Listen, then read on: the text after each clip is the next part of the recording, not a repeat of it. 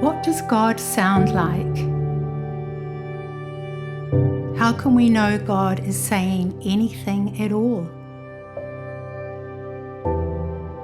We interpret conversations in our bodies, leaning in to hear more, eye contact or lack thereof, smiling or frowning, revealing our elation or frustration. We watch facial expressions and body language.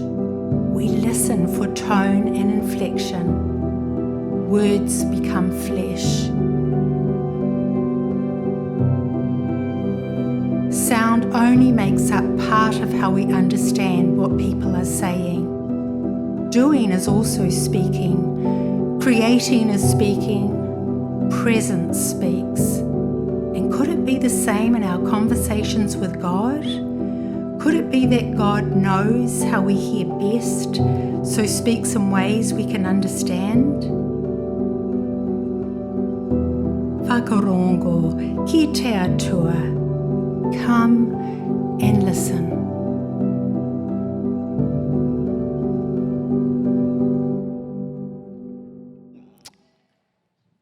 Ko Sam toku ingoa. My name is Sam, and I'm on the team here at St. Augustine's. And as always, it's sorry, I'm just going to sort this out. A great privilege to be able to come and share. So far in the series, we have been talking about listening to God, or whakaronga ana ki te atua.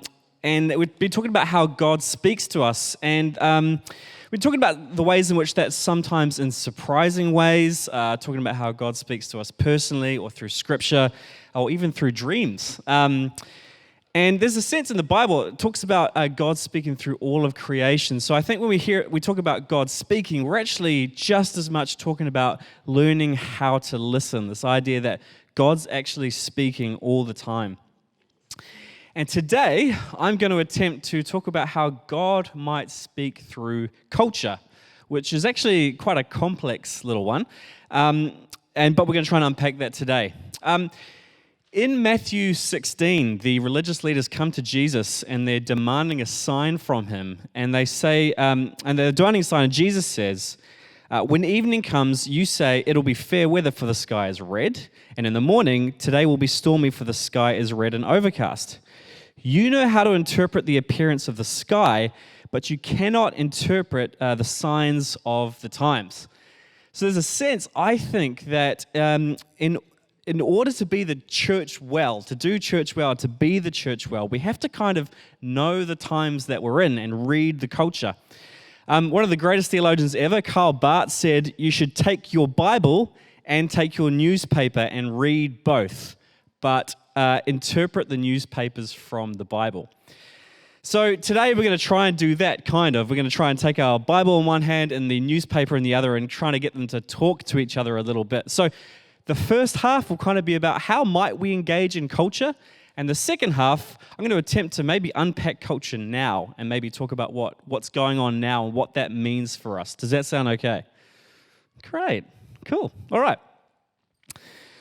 So a bit of a confession, won't be a shock to many of you, but I think it'd be fair to say that I'm basically like a classic Christian dude, you know, like I play guitar, I've got hair like all the members of Switchfoot, you know, I know all the words to Jesus Freak by DC Talk, some of you might remember that song, and I've seen Walk to Remember more than 5 times. Has anyone also done that? I actually thought you two would be in that category. I'm with you. You're my people. So on a bad side of things too, I was to talk about being a classic Christian dude in high school. I was also the guy that I broke up with my high school girlfriend by giving her a breakup letter and a copy of I Kissed Dating Goodbye. Oh, just terrible. I can't believe I told the church that. Anyway, moving on. Christian culture is kind of its own thing, you know. And there's parts of it that I really love and like are really protective over, and there's parts of it that I kind of want to distance myself from too. Here's a few examples. First one is Sunday School Musical, which is like the Christian version of High School Musical, which is probably the similar thing, but without the pagan charms of Zac Efron, I assume. I haven't seen it. Another example is Christian Chirp, which is the Christian alternative to Twitter, which if you go and look that up has a very fast, short history. And the last example I can think of is the Left Behind video game, which post-rapture, you go around, I kid you not, trying to convert neutrals and baddies by raising their spirit level through prayer and the avoidance of rock music. I'm not making this up. So, I feel like I've ruined my talk already. Okay, the church has a complicated relationship to culture, I think, that stretches a long way back. In some ways, we kind of try and emulate culture. Sometimes we have like a really negative view of culture, and it's something that we often feel like we have to avoid, or sometimes we feel like the only way we should be engaging in culture is by taking a stand on particular issues. And I probably want to sort of place all that into a frame. So there's a really good thinker, a theologian called James Davison Hunter, and he's kind of come up with these 4 main ways that the church tends to engage in culture. So I'm just going to unpack that a little bit. The first one is defensive against. This is the first way that the church tends to engage in culture. This is where we kind of understand ourselves as an opposing force to secular culture. Often that means that we kind of can demonize culture a little bit and can see secular culture as just completely bad and that we are the goodies here to save everything, right? Often in this frame, we can be quite antagonistic towards culture. And there's a sense in which, in this mode, we're simply here to protect what's under threat, right? So that's the defensive against mode, and you might be thinking of ways in which we do that at the moment. Another way of engaging in culture is to be relevant to, and in this form, we can completely adapt to the forms of culture itself. We can kind of take on society's concerns, use its language, take on its image. We start to begin to look like culture. And in this way, we can often give away our distinctiveness, forgetting the power of our own message. So in this mode, often we tend to forget the powerful gospel message and get caught up in how we dress it up to sell it to other people. So yeah, that's relevance too. That's another mode of engaging in culture. Another one is purity from. And that essentially means the best way to engage in culture is to separate out from it. It's one of separation, where we're sort of avoiding contamination from culture. So we kind of silo off and do our own thing, go to our own festivals, listen to our own music. And there's a sense that to properly engage in culture is just one of separation.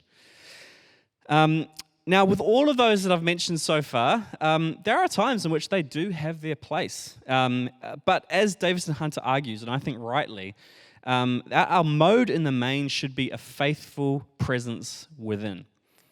And a faithful presence within culture is when we're called to be in culture, in the conversation, in dialogue, but maintaining our distinctiveness. It's our identity. We are involved and we're a part of things and we're shaping things as we remain in relationship with culture, listening and contributing wisely, knowing what story we're actually operating out of. And I think this is kind of the way that we should be operating culture, a faithful presence within. But of course, to be a faithful presence within, we have to know what we're within and how to be faithful to the story we're part of. Are you with me so far? Excellent. Cool. Okay, so as you're looking at it, you might be thinking, actually, I can place myself maybe in a couple more than the others, and that's worth reflecting on as we carry on and talk about what this is. There is a sense in which the last option really is the only kind of one that makes sense, and that's because, well, what is culture? Sometimes we talk about culture like it's a thing, like it's an object we can point to, that it's like this distinct entity out there. But culture it's actually a verb. It's what we do. It's what we participate in. It's an activity. Catherine Tanner would say it's the meaning dimension of social life. So in other words, it's kind of what happens between us. It's in the betweenness of things as we make meaning together through language and art and media and body language and clothes and facial expressions and food and all that those things communicate. It is the betweenness between all of us. And sometimes we can see the artifacts of that, like the things I've just mentioned. But sometimes, well, most of the time, we actually only notice it through the subtle differences when we move out of our dominant culture into another one, and suddenly we're aware of how particular we really are. So, if betweenness is what culture is, it's the relational meaning dimension of life. It's not something out there. We are culture. There are no hard boundaries here. We affect each other, and this is why knowing what we're talking about is really handy, so we can actually know what part we're playing in this dialogue. And God often speaks through culture, and I think we can all attest to that God speaking to us through powerful songs or a scene in a movie that really spoke to us about truth, or following the characters in a book in a way that it moves us towards understanding God better. We can all attest to it. There's a sense in which the whispers of God are everywhere. Or as Augustine said, a Christian should realize that truth belongs to his Lord wherever it is found. So culture can actually snap us back to realize what we may have forgotten or neglected. And there's many examples through history in which culture has done that for the church. But beyond this, it's actually importantly a way in which we can love people well. It's a way of understanding them and ourselves so that we can sort of speak the truth of the gospel in ways that make sense to the people around us. As the theologian Kevin Van Hooser says, I cannot love my neighbor unless I understand him and the cultural world he inhabits. Cultural literacy, the ability to understand patterns and products of everyday life, this is an integral part of obeying the law of love. Learning what our culture is, understanding it is a way of actually loving it. Another great theologian of culture, Paul Tillich, says, the best way to understand a society or an epoch is to know its greatest anxieties and greatest hopes. So the question for me comes, as we go into part 2 of this, is what is that for us right now? What are the greatest anxieties and the greatest hopes? So I want to give you one window into Western culture now, which sort of sits underneath a lot of our anxieties and hopes now. And I want to kind of suggest that God is actually challenging us through that. Firstly, in the way that we can sort of identify ways in which culture might be forming us. And secondly, to remind us of the important distinctiveness we have to actually hold on to in this time. So here we go. We're going to unpack this is one window into culture right now, just one. But I think it's an important one. John Mayer. All right. Any fans in the room? Yeah, there we go. I looked straight at you, Isaac. Yeah. John Mayer. John Mayer released an album last year called Sob Rock. As you can see, life is hard, rock soft. Don't think about that too hard. The whole album was like this homage to the 80s. And so as you can see, the aesthetic is very 80s. It looks like something out of Miami Vice. But the music itself was also really 80s inspired too. You had like the songs in the album sound like Dire Straits and Toto and bands like that. Other things include like the Nice Price sticker, which was what happened on all the albums in the 80s as well. And when you played the album on Spotify, there was like an animation of an 80s Walkman that popped up on your screen to really enter into this nostalgia. So he was very clever. He actually said in an interview that he wanted to implant false memories into the listeners of his album, which I don't know the ethics of, John Mayer, but it's okay. But this was a complete trip into nostalgia, which was interesting because this is not an isolated incident of culture becoming pretty bent on nostalgia itself. Here are some other examples. Other bands that have completely taken on the 80s sound are bands like 1975 using like big synth layers, something like Bowie or INXS. We've got The Weeknd and Dua Lipa taking on a lot of the sound on the 80s as well, and you're thinking, what is going on at the moment? And then we've got Stranger Things, which is basically like the most popular TV program at the moment.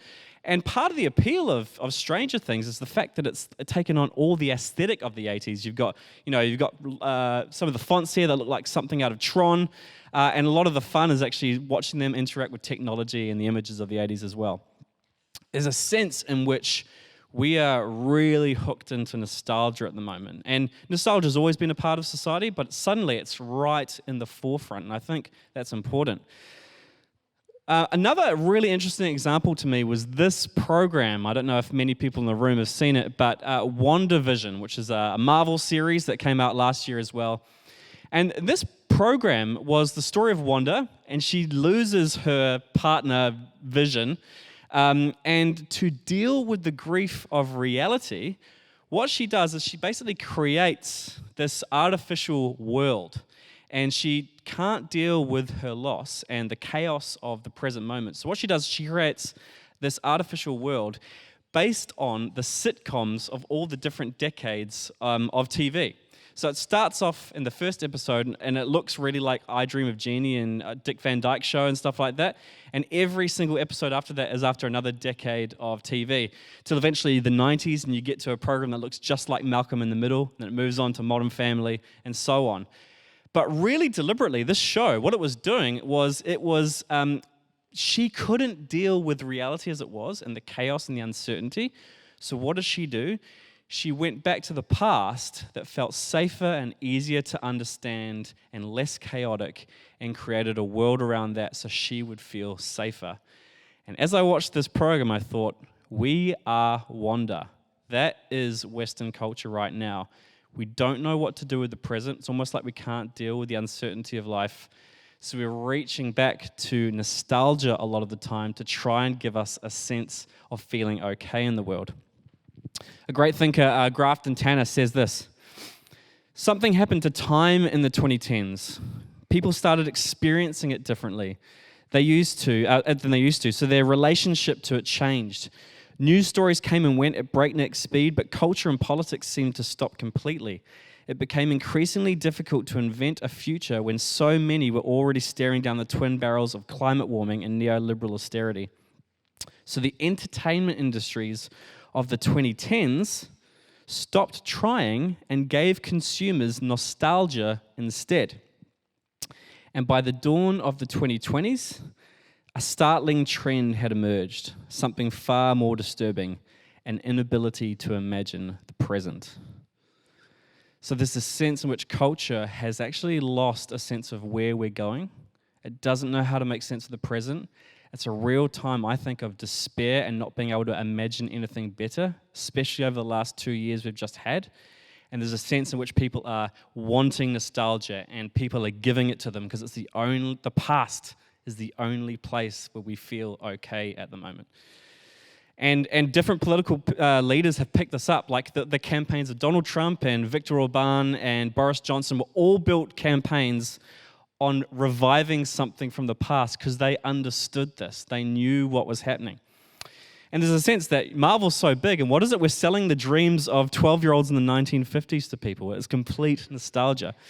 So this hasn't always been the case. And being really a child of the 90s, I remember when culture wasn't like that, and we were quite positive. We have movies like Independence Day, where we had this great existential threat of aliens destroying cities, but America still won. It's very positive. So here's a picture of me and my brothers at Disneyland.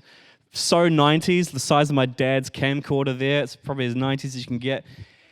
And if you weren't there, so this side of the room, if you guys weren't there, let me just explain it to you that 90s were like the high point of Western culture. That was the peak Western culture. We had Starbucks everywhere, a McDonald's in every corner.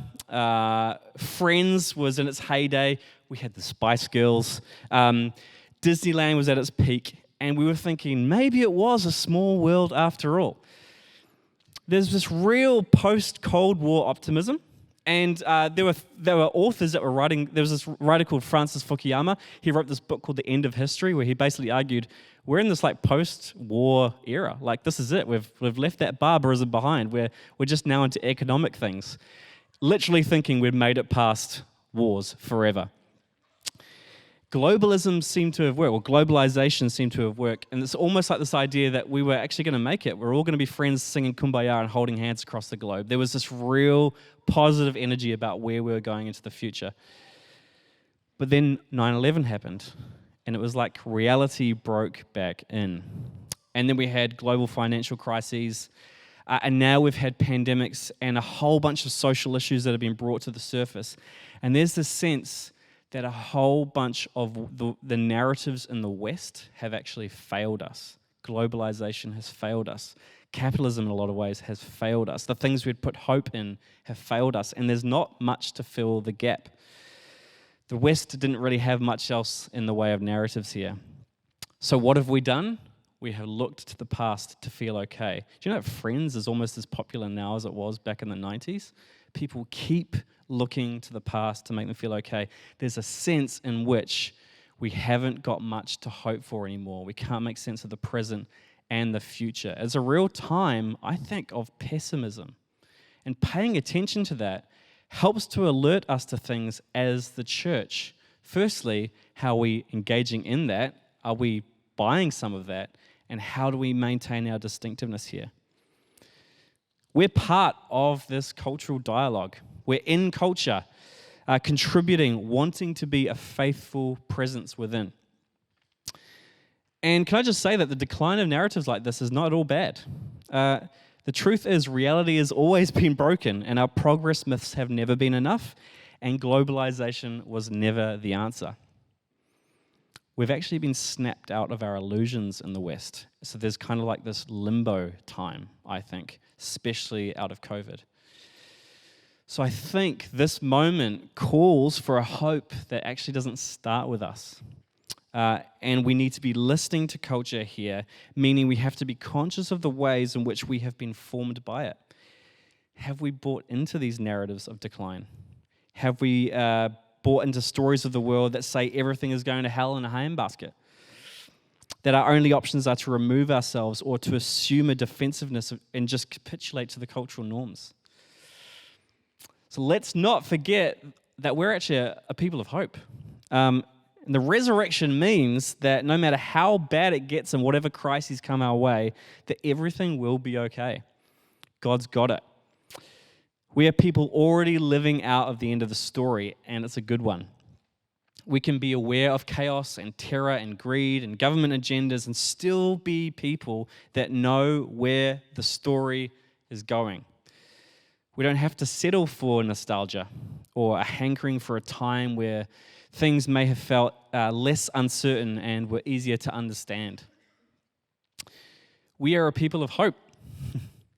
And hope is a discipline, one that we do together, and it's imaginative.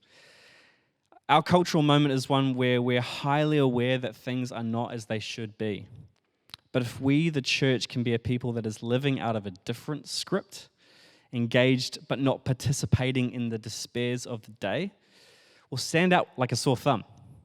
Or to use Jesus' language, like a city on a hill. Jürgen Moltmann puts it like this, and I love this. He says, this hope makes the Christian church a constant disturbance in human society.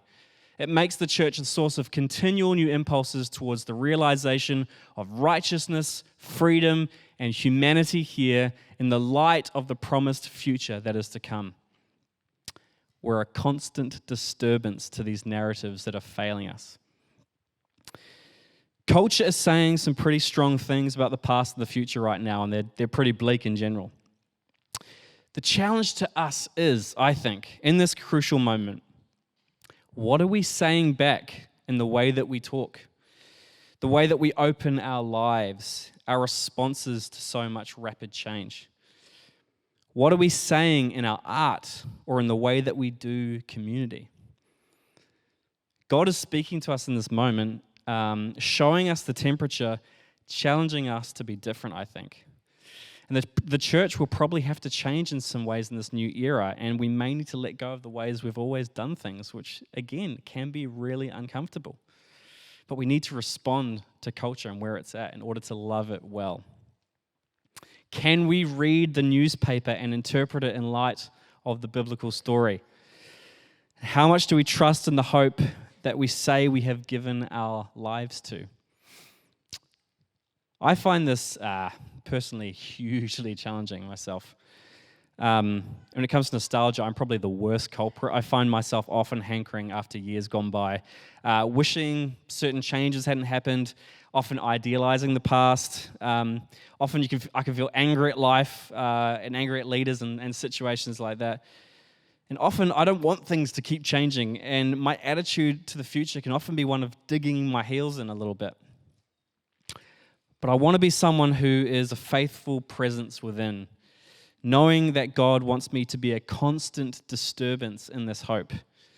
To not just proclaim it, but to actually be a certain type of person.